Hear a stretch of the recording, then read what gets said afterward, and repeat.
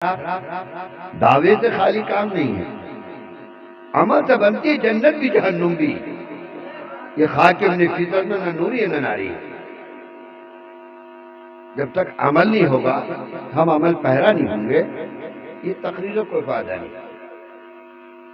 فائدہ جب ہے جو ہم نے سنا ہے ہم اس پر عملی جامہ پہنا ہے، ہم عمل پہرا ہو جائے۔ بات سمجھ میں آ گئی؟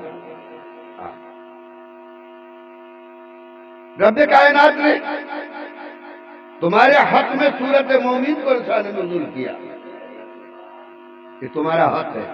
تم بہت خوش ہو گئے کہ ملی صاحب نے ہمارا حق بیان کر دیا۔ بھائی واہ، خوب چھٹے مار کر رہے تھے، ہمارا حق ہے۔ اور تک حقوق پر سورت نساء کو شان نزول کیا، تمہارا ہی حق نہیں ہے، قرآن نے ان کا حق بھی دیا۔ بہت سورت نساء، سورت مومنون کے بعد سورت نساء بھی۔ ایک عورت جس کو اتنا رب نے اس کا مقام کا افضلیت بخشی ہے، ایک عورت کے مقام کو، وہ عورت ہے فقضا ربک من تحت جنت امہات اقدام۔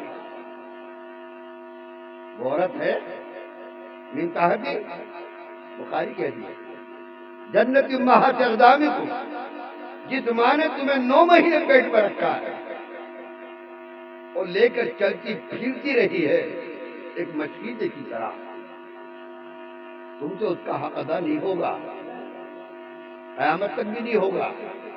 ایک صحابہ کہتے ہیں یا رسول اللہ، میں نے اپنے ماں کو مکے سے مدینہ، مدینے سے مکہ تپتے ہوئے ریت میں سفر کیا، پیروں میں چھالا پڑ گئے۔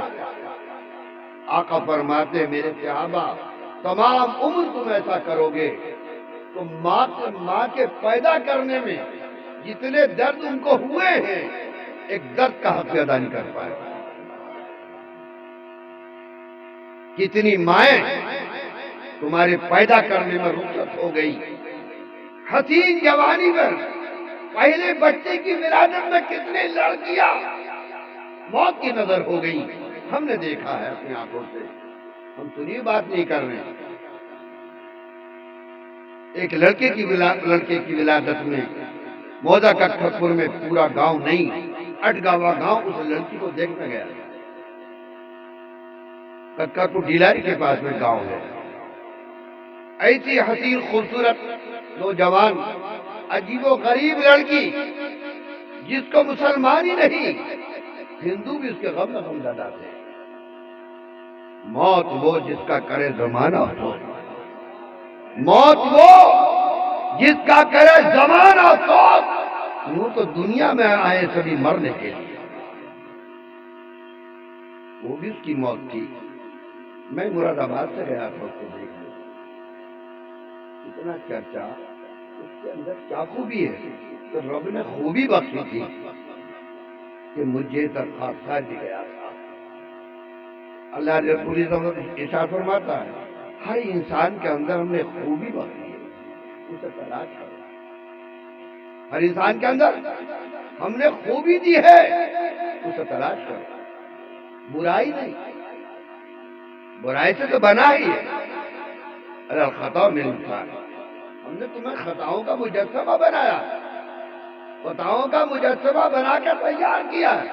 وَيَسْأَلُونَكَ عَنِ الرُّوحِ قُلِ الرُّوحُ مِنْ أَمْرِ رَبِّي، ہم نے تمہاری اس قالین میں ایک روح، ایک ہمارا حکم، امر مانے حکم چاہتے ہیں، ہم نے تمہارے قالین کو اتار دیا اور تمہیں روشن تابناک بنا دیا۔ خاک کے پتلے کو ہم نے تابناک بنا دیا۔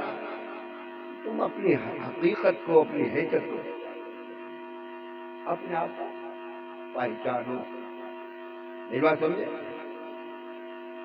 یہ تو ہماری شان کریمی ہے، یہ تو ہماری شان کریمی ہے جس کا جلوہ تمہارے سامنے جلوہ نمائی ہے، لیکن تم اپنی حقیقت کو پہچانو۔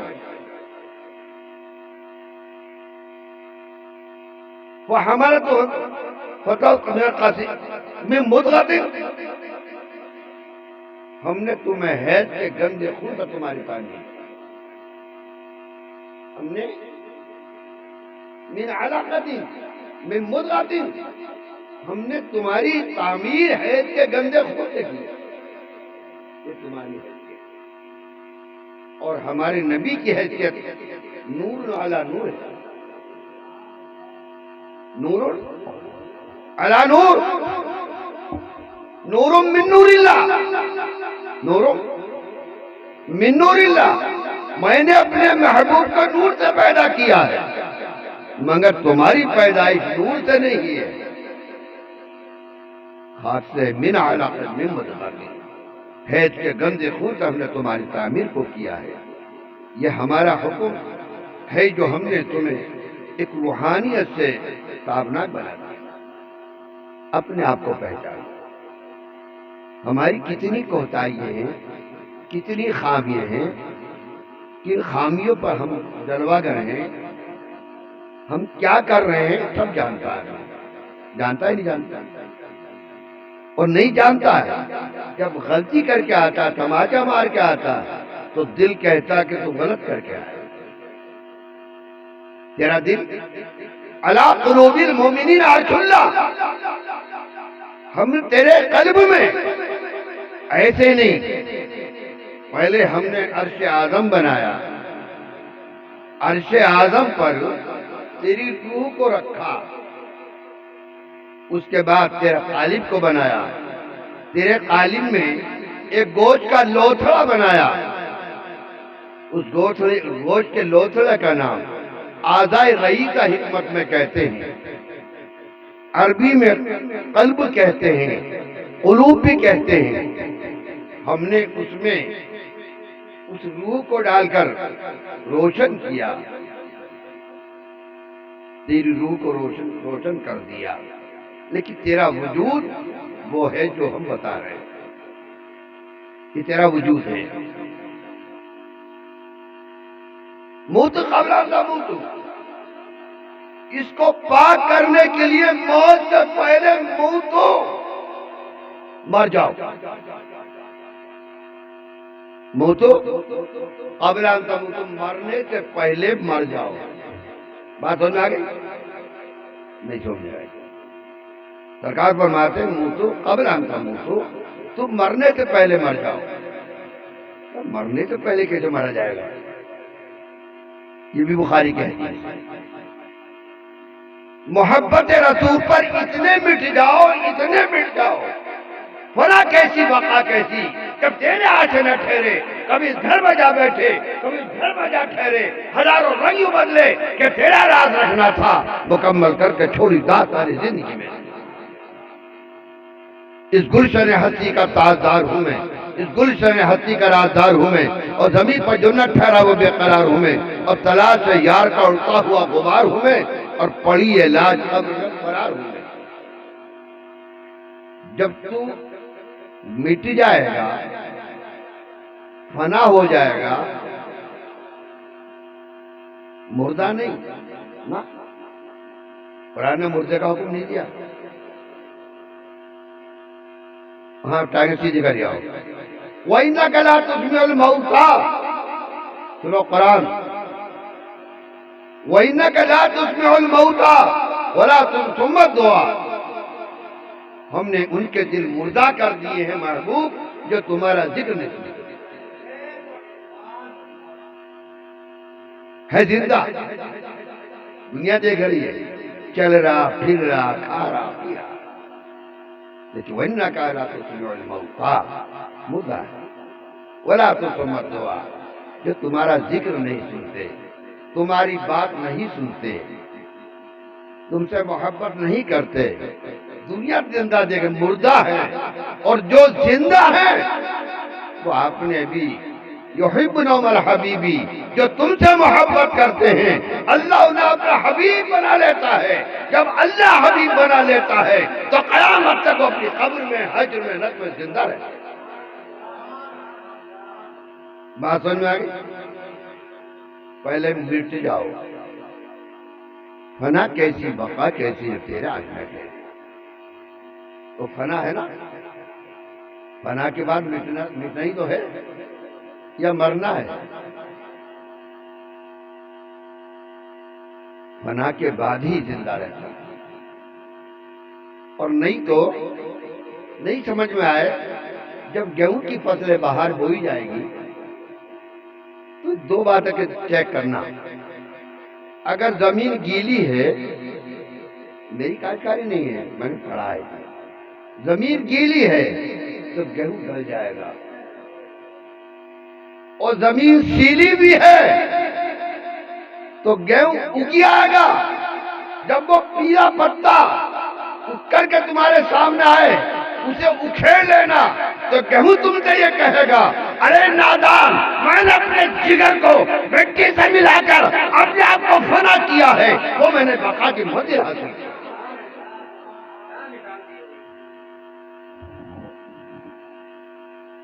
بات حقیقت ہے، غلط تو نہیں ہے. اٹھا کر دیکھ لینا، اکھاڑ کر دیکھ لینا، جب اس کا پیلا پتا ہو. جب نہیں، جب وہ ہرا ہو جائے، ہرا ہونے پر اپنی منزل کو پہنچ جائے گا، اور پیلے پتے پر اپنی منزل کو نہیں پہنچنے والا ہے.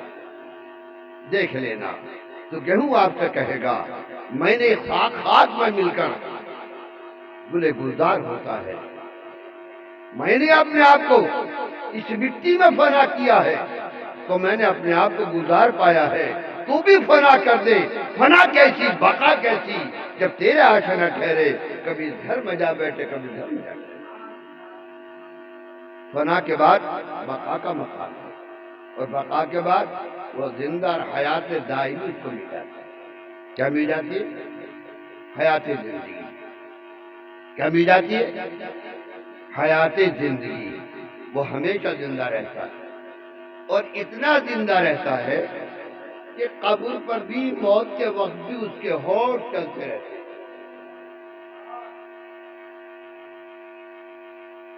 جسم میں جان نہیں ہے، جسم تو جان بے جان ہو چکا، مگر ہونٹ چلتے رہتے ہیں، دل کی حرکات جاری رہتی ہے.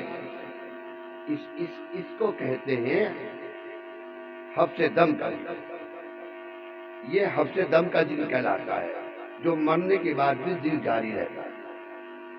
لوگ کہتے ہیں کہ یار زندہ ہے، وہ زندہ نہیں ہوتا، قبر میں بھی جاری رہتا ہے، تختے پر بھی جاری رہتا ہے. وہ فنا کے بعد کا مقام ہے. سمجھ میں آگے؟ اپنے نبی سے اتنی محبت کرو، لا یؤمن احدکم حتی اکون احب الیہ وولدہ ووالدہ والناس اجمعین. جیسے ہماری مولوی صاحب نے کہا، بچوں سے زیادہ، خاندان سے زیادہ، بیوی سے زیادہ، اولاد سے زیادہ ہدایت کا درجہ ہے.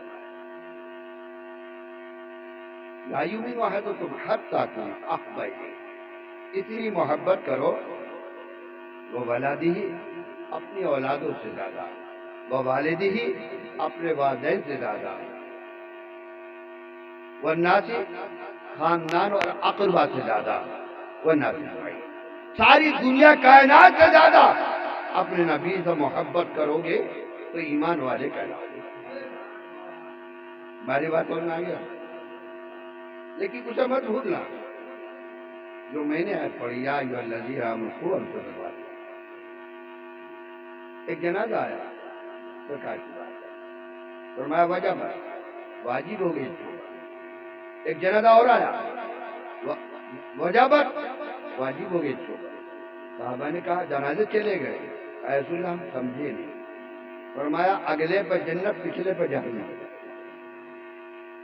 کہا پچھلا جنازہ تو ایک عورت کا ہے، اگلا جنازہ ہاں ایک عورت کا ہے. لوگ یہ کہہ رہے تھے کہ ان کو مرنا تو تھا، بارہلا کہ کچھ دن اور زندہ رہ جاتی.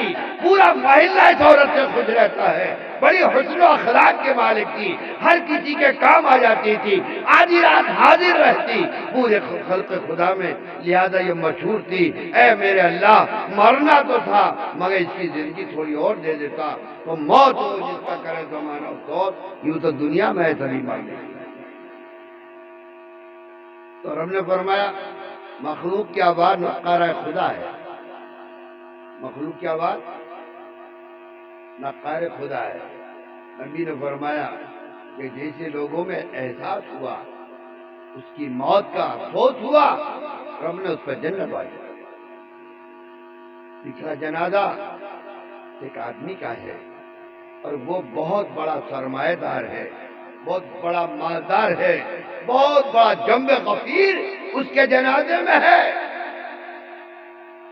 تھوڑے سے لوگ تھے تو وہ کہتے آ رہے یار چلو مر گیا کم بغت جو نمٹ گیا، کلمہ پڑھنے والا کوئی نہیں، احساس کرنے والا کوئی نہیں، اس کے بیٹوں کے دکھانے کے لیے سارا دنیا سر رہی کہ للہ یہ نہ کہے فلانا نہیں آیا ڈھیما کا نہیں آیا جی۔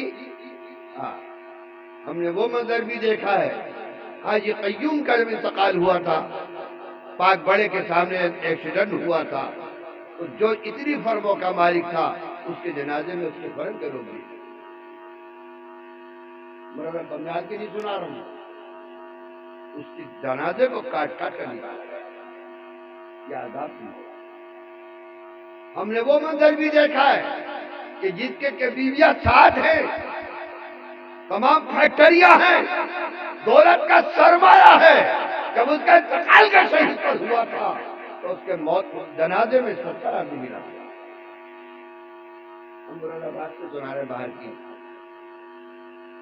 اور ایک شخص کا انتقال ہوا تھا پک کے باغ میں، مالدار کا نہیں، غریب آدمی تھا، تو پورے گز شہید پر پیر رکھنے جگہ نہیں، اس آدمی میں لیا۔ حضرات یہ کیا ہے؟ یہ عمل ہے۔ ہم نے پوچھا گئے ان کے اندر کیا خاص بات تھی؟ آدمی نماز جنازہ بھی 2 دفعہ ہوئی، کیا بات تھی؟ یہ وہ آدمی ہے اگر کسی کی موت کی خبر سن لی تو اس کے جنازے میں ضرور گیا، فرم چھوڑ دی، کام چھوڑ دیا، جنازے میں شریک ہوا اور نماز جنازہ میں شریک ہوا اور دفن میں شریک ہو کر ہوا۔ کوئی جنازہ ان سے نہیں بچتا تھا، کسی کا بھی ہو ان سب میں جاتے۔ تو اللہ کو کسی نہ کسی مومن کے جنازے کی شرکت پسند آ گئی جی، پسند آ گیا۔ حضرات آپ کو تو پتہ نہیں، اگر آپ نے کسی کی نماز جنازہ پڑھی، اگر وہ مومن ہوا آپ گناہگار ہوئے تو وہ تو ہے ہی جنتی، آپ بھی جنتی ہو گئے، اور آپ جنتی ہوئے اور مرنے والا گناہگار ہوا تو تمہاری نجات جنازہ پڑھنے میں کہ دعا بات ہے میت کے، میں چاہتا تم برطرف کا بھی شریف کے اللہ اکبر، تو مرنے والا جنتی ہو گیا۔ یہی نیت ہے نا، دعا واسطے اس میت سے جس کی میں پڑھ رہا ہوں، تو ہماری دعا تو وہ جنتی ہو گیا، اور وہ جنتی ہے تو اس کی دعا تو تم جنتی ہو گئے، تو دونوں لڈوؤں میں، دونوں ہاتھوں میں لڈو۔ تو حضرات ہم اپنی پہلی بات پر آتے ہیں کہ اس کی نماز جنازہ نہیں ہوتی جو کسی قرضدار ہوتا۔ دوسری بات ہم نے قرآن کی آیت پڑھی، ایک عورت کو جو مقام دیا تو جنت اس کے قدموں میں لا کر رکھ دی، من تحت جنت امہات اقدام، جو عورت ہی تھی ماں بنا کر پیش کر دیا۔ ایک دوسری عورت، وہ بھی ایک عورت ہے جس کو تمہارے نکاح میں منقوہ بنا کر رب نے پیش کیا، تو دوسرا سمجھ رہے ہو ہے نا، غلام سمجھ رہے ہو، گھر کی باندھی نوکرانی سمجھ رہے ہو، کون ہے وہ؟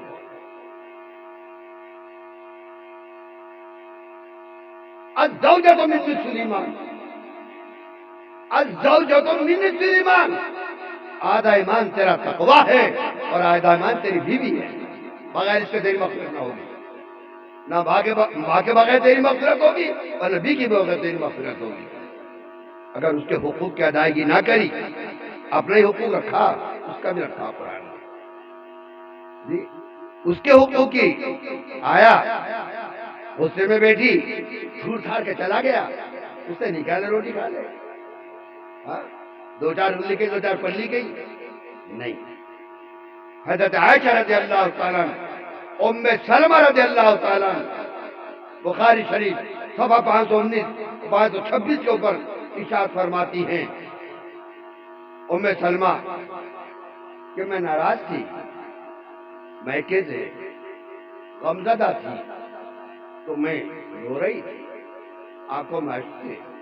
آقا ہے تو میں نے آنکھیں صاف کر کے میرے چہرے کو اداس پایا، فرمایا ام سلمہ آؤ میرے پاس آؤ، مجھے قریب بلایا، اپنی آغوش میں بٹھا لیا، میری پیشانی کو چوما، میرے لبوں کو چوما، فرض محبت میں میرے ہاتھوں کو چوما۔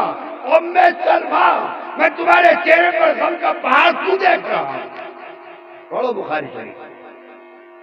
ام سلمہ کہتی ہیں یا رسول اللہ مجھے اپنے میکے کا خیال آ گیا، تو آقا نے کچھ ماضی کی باتیں پیش کی، کچھ حال کے واقعات پیش کیے۔ میرے چہرے پر جب تک مسکراہٹ نہ آئی میرے آقا نے کھانا نہیں کھاتا، نہ نہیں کیا۔ ارے مسلمان بات صفحہ 522 پر حضرت عائشہ ارشاد فرماتی ہے ایک دم میں غمزدہ بیٹھی تھی، فرمایا عائشہ چہرے پر کیوں غم آثار نظر آ رہے ہیں؟ آؤ میرے پاس آؤ، مجھے اپنی آغوش میں بٹھا لیا، پیشانی کو چوما، میرے لبوں کو چوما، ہاتھوں پر سے محبت ہاتھوں کو چوما۔ عائشہ لاؤ یہ کیا ہے؟ کھجور لاؤ، کھجور لے کر آؤ۔ اپنے ہاتھوں سے سرکار نے آدھی کھجور کھائی اور آدھی مجھے اپنے دست مبارک سے کھلا دی، میرے چہرے پر مسکراہٹ آ گئی۔ فرمایا عائشہ ایک مرتبہ اور میں غمزدہ بیٹھی تھی، یہ 526 ہے، کہا ایک دفعہ اور غمزدہ بیٹھی تھی، آقا باہر سے تشریف لائے، عائشہ میں حاضر خدمت ہوئی، میں تمہارے چہرے پر غم کے بادل نمایاں کیوں دیکھ رہا ہوں؟ کہ سرکار مجھے کچھ خیال آ گیا، فرمایا آؤ ہم آنگن میں دوڑیں گے۔ دوڑ لگائی، سرکار نے چھوٹے چھوٹے قدم رکھے، میں آگے نکل گئی تو میں ہنسنے لگی، یا رسول اللہ میں آپ سے جیت گئی۔ آقا نے فرمایا ہاں تم جیت گئی۔ پھر ایک موڑ ایسا آیا، فرمایا عائشہ آؤ یہاں آؤ، لہذا آنگن میں دوڑیں گے۔ سرکار نے 2 قدم آگے رکھ کے آگے نکل گئے، میں پیچھے رہ گئی۔ سرکار کا مقصد تھا مجھے ہنسانا اور میرے چہرے سے غم کے بادلوں کو اڑانا۔ یہ سیرت مصطفیٰ، یہ سیرت رسول کہ اپنے اخلاق حسنہ پیش کرو، اپنی عورتوں کو سکھاؤ، اپنے عمل سے ان کی زندگی کو بانٹو، اپنا عمل کرو۔ اب امروہہ جائیں گے، حاجی عباس علی شاہ صاحب کا مزار اقدس ہے، ان کی بیوی بہت عجیب و غریب، جب کوئی جاتا تو کہتا کہ دن بھر تسبیح پڑھتا رہتا ہے، مصلی پہ رہتا ہے، نہیں تو کھانے کی فکر ہے نہ پانی کی فکر ہے، میں تمام پریشان رہتی ہوں، گھر میں یہ نہیں ہے وہ نہیں ہے، آپ لکڑی بھی نہیں ہے، آپ جنگل کو چلے گئے، لکڑی کا بوجھا کاٹ کر آپ نے شیر کو پرکھ دیا، جس کو پر شیر کو پرکھ دیا، بولے چلو ہمارے گھر لکڑی نہیں ہے، لکڑی ڈال دو، وہ شیر لے کے لکڑی آ گیا، وہ ڈال دیا اس کے بعد، بولے گا شیر پہ جادو کر دیا، ہاں میں نے اس پہ بھی جادو کر دیا، تم پر تو نہیں کیا، میرے اوپر نہیں ہوگا۔ تو حضرت عباس علی رحمۃ اللہ علیہ صاحب فرماتے ہیں کہ اللہ نے مجھے جو ولایت عطا فرمائی ہے، میری بیوی کی خدمت کا نتیجہ ہے، بیوی کے طرز عمل، بیہودہ کلمات پر صبر کرنے کا نتیجہ ہے۔ حضرات یہ ہے سیرت مصطفیٰ۔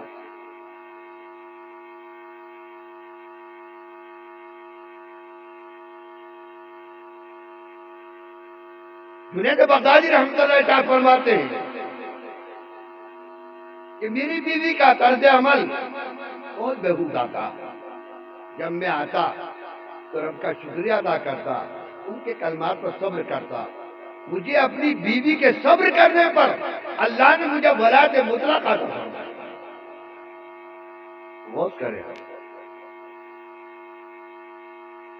حضرت اویس قرنی کا بھی قول یہ ہے کہ میری بیوی حسن و اخلاق کی ماہر پر نہیں تھی، میں نے ان کی صبر کرنے پر اللہ نے مجھے بھی ولایت مطلقہ عطا فرمائی۔ چار بزرگ ہیں جن کو ولایت مطلقہ ملی: جنید بغدادی، اویس قرنی، حضرت بہلول